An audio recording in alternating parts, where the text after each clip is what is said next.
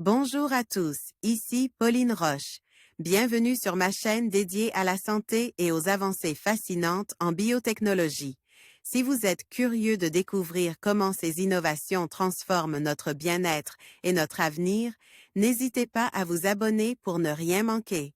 Prêt à en savoir plus? Bonjour Allons-y! à tous, aujourd'hui, je vais aborder un sujet qui me tient à cœur, les risques de troubles neurologiques liés à une alimentation trop grasse et trop sucrée.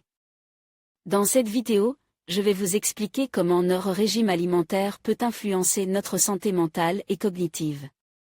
Je partagerai des études récentes et des conseils pratiques pour mieux comprendre l'impact de nos choix alimentaires sur notre cerveau.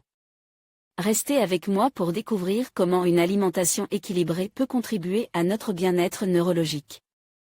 La stéatose hépatique non alcoolique touche les personnes ayant une consommation excessive de graisse et de sucre, qui les conduit à développer une cirrhose.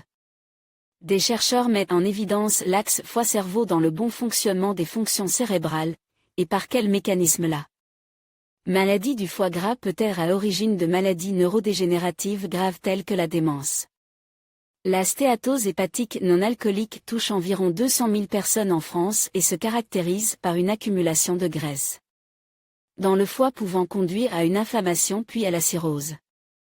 Pour la première fois, des travaux de recherche menés par des chercheurs et chercheuses de l'INSERM, de l'Université de Poitiers, du King's College à Londres et de l'Université de Lausanne, suggèrent que les personnes atteintes par cette maladie causée par une consommation excessive de sucre et de graisse pourrait aussi présenter un risque accru de développer des troubles neurologiques graves tels que la démence. Les résultats sont publiés dans la revue Journal of Hepatology. La stéatose hépatique non alcoolique, aussi appelée maladie du foie gras, est de plus en plus fréquentée dans les sociétés touchées par l'obésité et la sédentarité. Jusqu'à 80% des personnes souffrant d'obésité morbide seraient concernées. Plusieurs travaux ont signalé les effets négatifs d'un régime alimentaire déséquilibré et de l'obésité sur la fonction cérébrale. Mais cette nouvelle étude est la première à établir une association entre stéatose hépatique non alcoolique et problèmes neurologiques dans des modèles animaux, et à identifier une cible thérapeutique potentielle. Les scientifiques de l'INSERM, de l'Université de Poitiers, de l'Institut d'Hépatologie Robert Williams du King's College et de l'Université de Lausanne ont notamment découvert que l'accumulation de graisse dans le foie entraîne une diminution de l'oxygène dans le cerveau. Cerveau et une inflammation des tissus cérébraux, deux phénomènes associés à une augmentation du risque de maladies neurologiques. Maladies neurologiques graves comme par exemple la démence. Cellules du foie envahies par des gouttelettes lipidiques, en blanc, provenant d'un animal sous régime riche en sucre et en graisse. Institut universitaire de pathologie de l'Université de Lausanne. Comparaison avec deux régimes alimentaires différents. Dans le detail, les travaux ont consisté à donner deux régimes alimentaires différents à des souris. La moitié des animaux ont suivi un régime dont l'apport calorique ne contenait pas plus de 10% de matière grasse, tandis que l'autre moitié avait un apport calorique de 55% de matière grasse, pour ressembler à un régime composé d'aliments transformés et de boissons sucrées.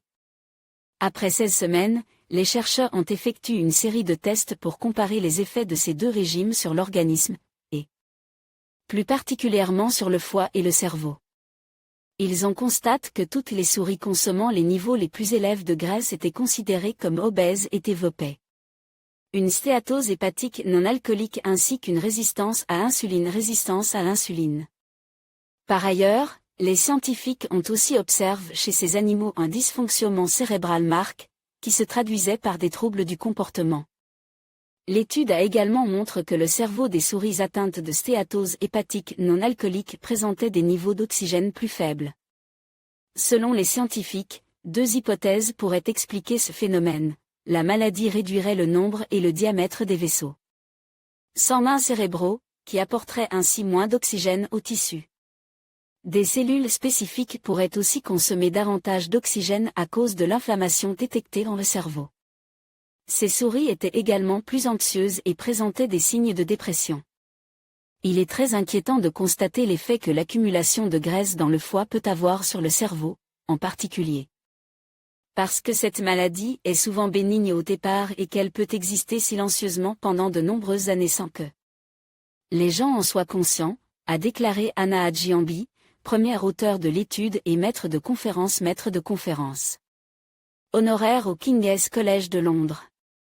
Les travaux des chercheurs soulignent la relation entre obésité et maladie du foie gras, deux éléments susceptibles de compromettre la santé du cerveau. Vadim, Adobe stocke des perspectives thérapeutiques possibles avec cette protéine. Pour trouver des solutions permettant de contrer les effets délétères de la pathologie sur le cerveau, les scientifiques ont dans un second temps élevé des souris présentant des niveaux plus faibles d'une protéine connue sous le nom de monocarboxylate transporté 1, MCT1. Celle-ci est spécialisée dans le transport de substrates énergétiques utilisés par diverses cellules pour leur fonctionnement normal. Aux yeux des chercheurs, cette protéine présentait un intérêt particulier en raison de sa distribution dans différents organes. Implique dans la balance énergétique de l'organisme, dont le foie et le cerveau. Lorsque ces souris ont été soumises à un régime riche en graisse et en sucre, identique à celui de l'expérience initiale, elles n'ont pas présente d'accumulation de graisse dans le foie ni de signes de dysfonctionnement cérébral.